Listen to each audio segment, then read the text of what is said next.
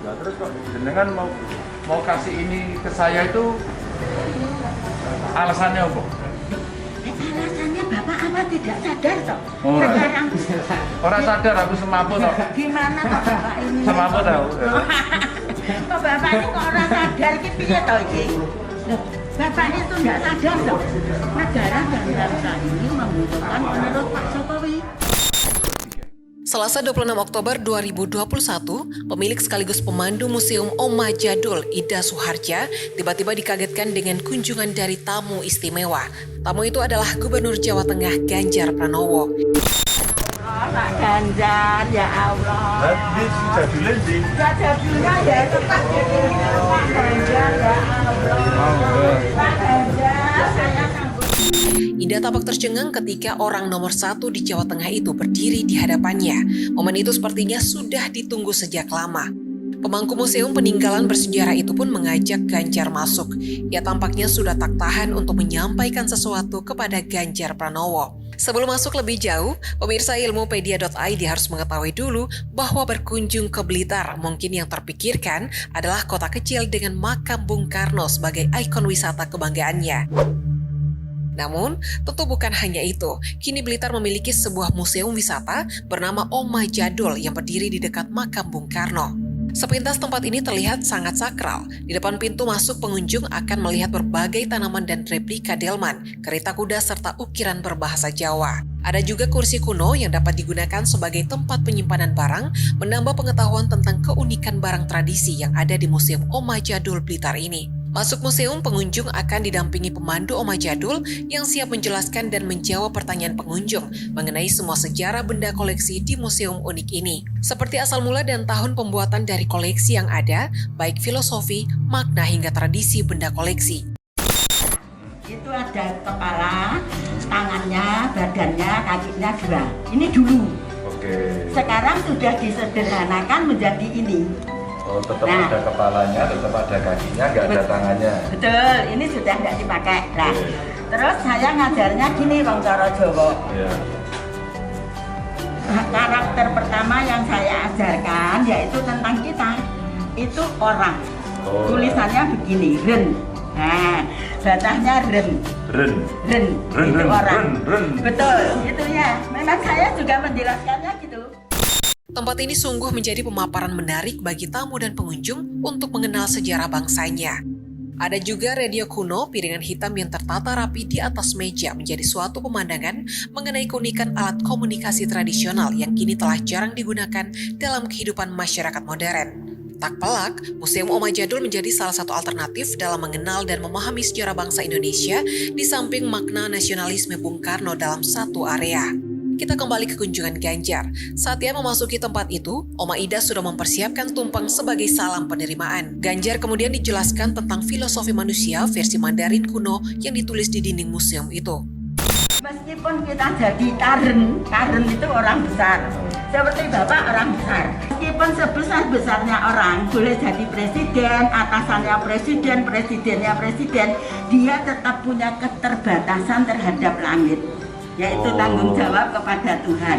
Nah, diberi batas. Kepalanya ya. Nah, diberi batas. Sak pol-pole enak batese. Iya, enak batese. Setelah melihat-lihat barang antik milik Oma Ida, keduanya pun duduk santai sambil berbincang-bincang seputar era penjajahan Belanda dan Jepang. Lalu tibalah saat yang ditunggu-tunggu itu. Oma Ida hendak memberikan sebuah cendramata untuk Ganjar. Namun sebelum barang antik itu diberikan, Ganjar mempertanyakan alasan Ida memberikan harta karun sejarah itu. Berikut cuplikannya. Mau kasih ini ke saya itu alasannya apa? Alasannya Bapak apa tidak sadar toh? Oh, Sekarang orang sadar aku semaput toh. gimana toh Bapak ini? Semaput tahu. Kok Bapak ini kok orang sadar iki piye toh iki? Loh, Bapak itu tidak sadar toh.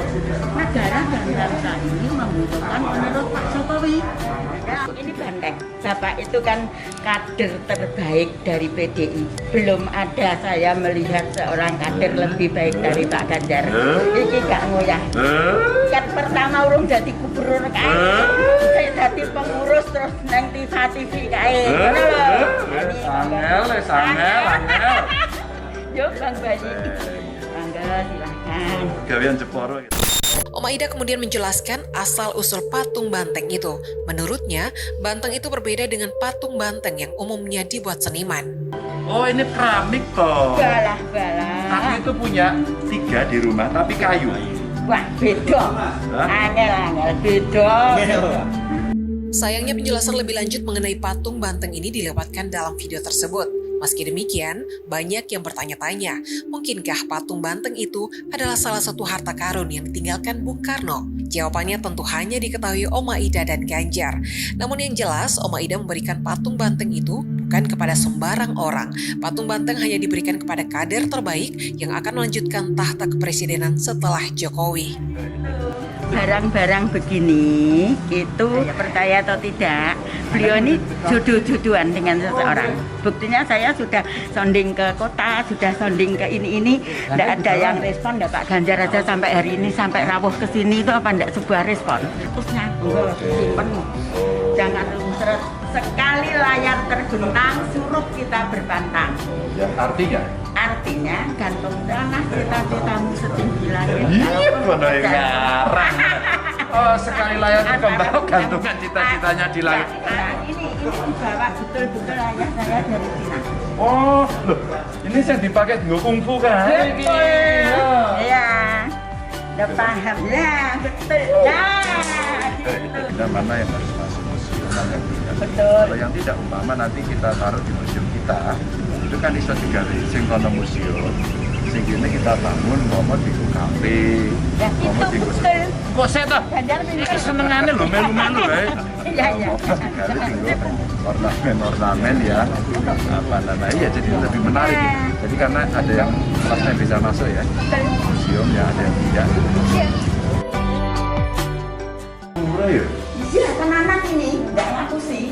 Ini juga pedang ini namanya pedang polisi istimewa. Zaman Londo itu sudah ada polisi. Nah, tetapi ada tetapinya. Jepang teko itu membentuk kepolisian baru. Terus dijeneng nih polisi istimewa. Samurai ya begini, ini biasa-biasa saja. Ini yang punya anak putunya masih ada. Jadi saya itu tidak klenik, saya itu bukan dukun. Nah, semua omah jadul ini memberikan pencerahan kepada generasi muda. Zaman dia barang ini loh, fungsinya ini melestarikan mahakarya leluhur mawon gitu loh. Mengapa anak Jepang itu begitu cerdas, wawasannya begitu luas? Semuanya itu belajar dari sekeping perangko. Karena perangko itu pada perkembangannya akhirnya adalah bukti otentik peradaban dunia.